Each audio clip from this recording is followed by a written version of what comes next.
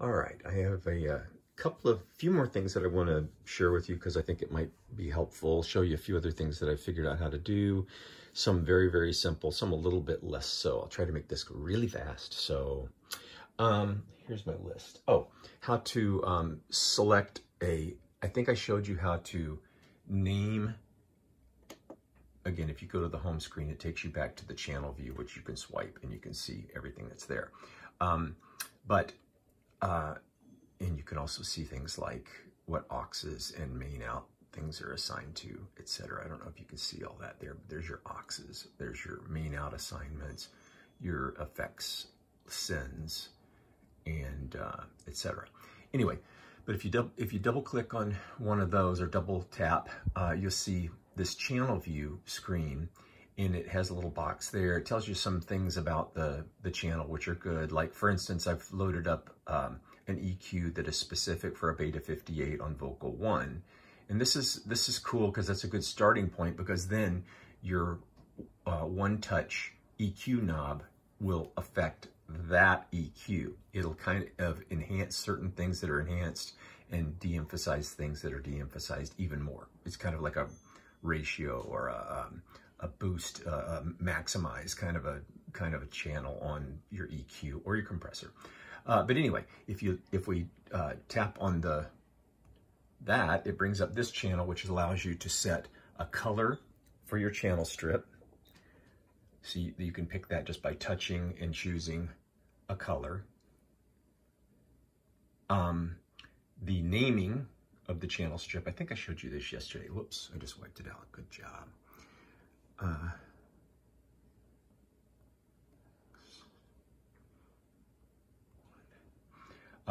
BS stands for backspace, by the way. The keyboard's kind of cool in that when you hit shift, it goes into capitals and then a whole different set of characters. Here, you take off shift, you have numbers and small letters. By the way, yesterday, I think when I was talking about the I/O, I said 16 in, 8 out. The board is 16 in, 16 out. It's the stage boxes that are 16 in, 8 out. Okay, anyway, when you rename it, and you can set an icon for it, all kinds of cool stuff. If you touch the icon, it allows you to, decide what you want it to look like. And then it just automatically saves it. So you can see that I've set color schemes for the types of, whoops, let me get out of this because I want to go back to just my regular strip view. I've set color schemes for the types of, things like drums and etc. So you can see, I don't know, just kind of makes it easier to look at. Another thing about the channel view thing that's kind of cool is if you press this button, this is your home, it takes you back to the regular overall strip of channels. And if you double click on any of those, it brings you into the channel view window, which then allows you to do a number of things, set EQ, gate, compression, and you get a lot of information. Again, it's the, what auxes it's sent to, how much effects, which effects it's going to, etc. But if you press this button, it's kind of cool because you can either go back to a channel default or copy the setting for this and then paste it to another channel by doing the same thing. The paste is grayed out right now, but if I had copied that and pasted it, it would be on the same settings would go to Vox 2 or Vox 3, etc. But I'm not going to do that. Here's Vox 3. If I go copy and then go back to Vox 2, press that button and paste, now the settings are the same. Again, these channels have already been started off with a beta 58 setting. Okay, so there's that. Copy paste settings I told you. I want to show you the custom fader bank. I'm going to kind of review something really quickly here.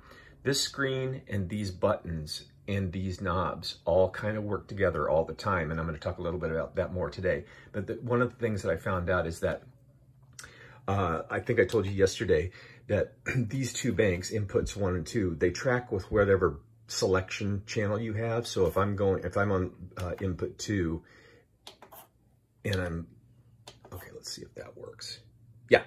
So if I go to input 1 and I'm looking at something in the second 8 tracks, I've got it selected, this is automatically going to go to the second 8 tracks. If I go to input 2, which is the next 16, and I've got something selected on the second set of 8 tracks, it's automatically going to center on that. So it's kind of nice. You can see, again, I'll switch back, and it kind of jumps back and forth. This is still input 2, the last 16, but it's jumping back and forth between channels. So you're always tracking with whatever you have selected. So the select button can be very powerful for you.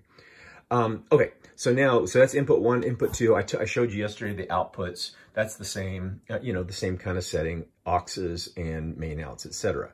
But I think I showed you yesterday, if you press input 1 and 2 together, you get the DCA view. I'm sure I showed you this. And it's got, it shows you the channels that are in the volume control fader. And one thing that I wanted to tell you that's a little thing I fell into is that if you have that DCA, well, here's this one. This is DCA2. If you have DCA2 turned off, when you go back to like input 2, for instance, if you turn on the channels, oh, they're going to be on. I probably have it backwards. Oh, no. Yeah, I do have it backwards. Boom. Go back to 1. If I turn on the... Geez. Here's my DCAs. If I have them turned off, then and then you go back to your regular input channel. Oh, come on. Oh, this always happens to me. What happens is the buttons flash, is what I'm trying to say.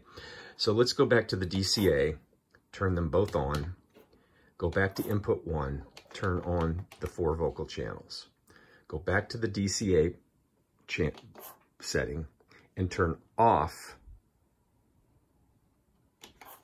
the 4 vocal channels. You'll notice that they flash. Yesterday I was getting, I think it was the drum group, DCA group, but they were flashing at me. I couldn't figure out what I did wrong, but it's because I had the DCA turned off, which effectively mutes those tracks. So they're flashing at you, telling you, I'm muted, I'm muted. Let me see if I can do that again. DCAs are on. Here's group 1, group 2. If I turn on all the drum channels, and then go back to the DCAs, you'll see that if I turn off the DCA, it effectively mutes, so they blink at you. And I don't know, I spent 5 or 10 minutes just trying to figure out what I had done wrong, and it's just that I had the DCA turned off. Okay, enough of that. So,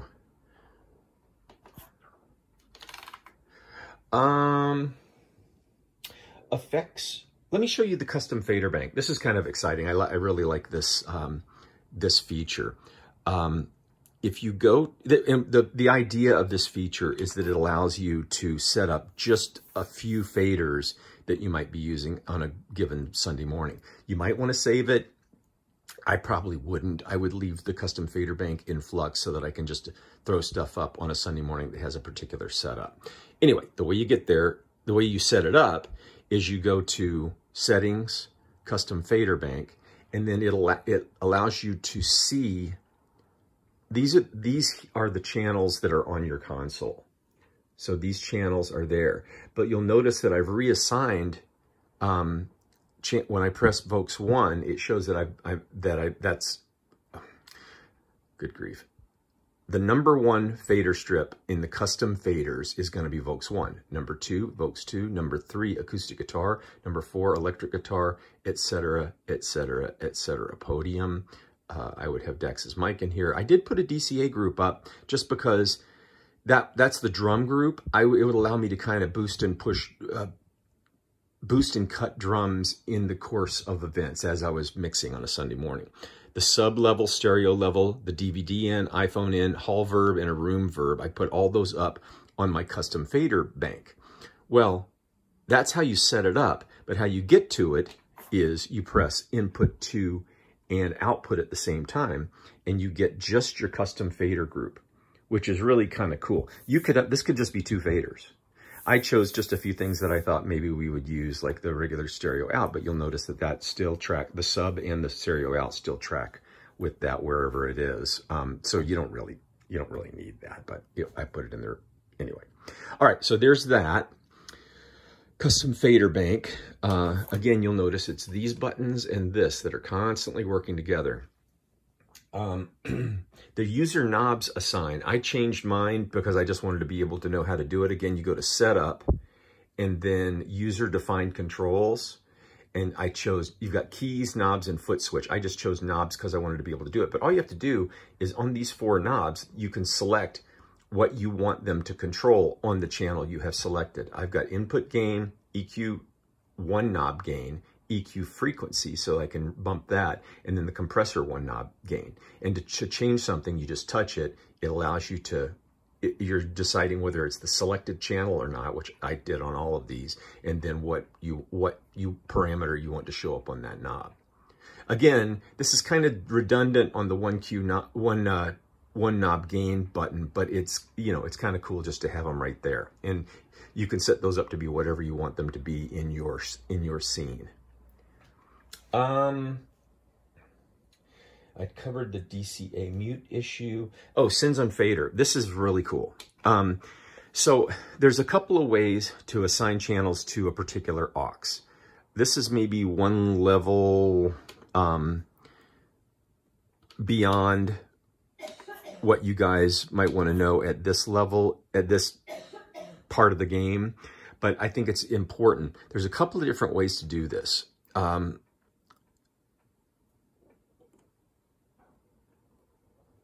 One is to be able to assign channels to a send. Let me just show, I'm sorry, I'm backing up here a little bit. This little button up here, I think it showed you yesterday, but it gives you an overview of all the levels that you have, where the fader positions are on everything across, whether it's inputs, stereo effects, auxes, etc. And you can zoom up on them. Like if I want to go in and look a little closer at one thing, you just, you know, you can zoom out, zoom in, zoom way in. You can't change anything from here, but you can just see. It's a nice overview. All right, back to where I was. Sends. This level, the channel strip level, allows you to see what sends or auxes your send, which ones are up. You can see there, aux, the 9 and 10 send are up on a couple of channels here. That's going to end up being the stream bus, at least for now. We may change that once we get the stage boxes connected. But let's see now.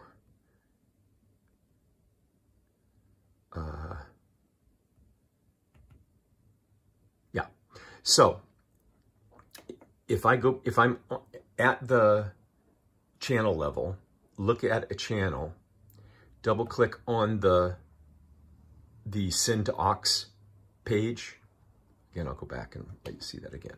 Channel strip, tap on the any channel and go to the send to aux page. You can see that you're able to determine that channel's send to that particular, how much you're sending that channel to that particular send, if that makes sense. So that's one way of thinking about it. You can send to multiple auxes or not, or whatever. Send to the sub or not. So that's one way to get to a particular channel send and a particular output. The other way, which is extremely helpful, I think, is if all these buttons on the side, which you've probably seen in the other videos, are really helpful. Auxes 1 through 8, and then stereo auxes and effects, etc. So if I press aux 9 and 10, which is my sends to the stream, that's the one I'm looking at right now, you'll notice that it pops up a whole different set of fader, etc. levels. And this will be the levels that are going to the stream. So it's almost like just calling up the stream mixing console right there, which is really it's really helpful to get to that and in a real quick way. And that's the same for every aux. I think it works for, yeah. Effects, hall verb, yep. This shows how much you're sending to reverb number 1. This shows how much you're sending to reverb number 2. By the way, I wanted to say that reverb number 2, I've I've put it in the signal flow so that it is a discrete reverb to the stream. So effects 2 is going to specifically be the stream reverb. Effects 1 is going to be specifically the house reverb. I didn't feel like we needed the delay for the house, at least at this point. We can change that later. For now, it seemed like a really nice way. What that does is it gives us the ability for the stream to have discrete compression and EQ on every channel we're sending to the stream, aux 9 and 10, plus its own very discrete reverb with only the stuff that we want sent to that reverb for the stream. So it really takes the place of that console that we're using at church right now. Okay. So now we're back to the channel strip view. Sends on fader, channel overview I gave you, discrete verb on the stream I gave you. I think I covered everything I wanted to.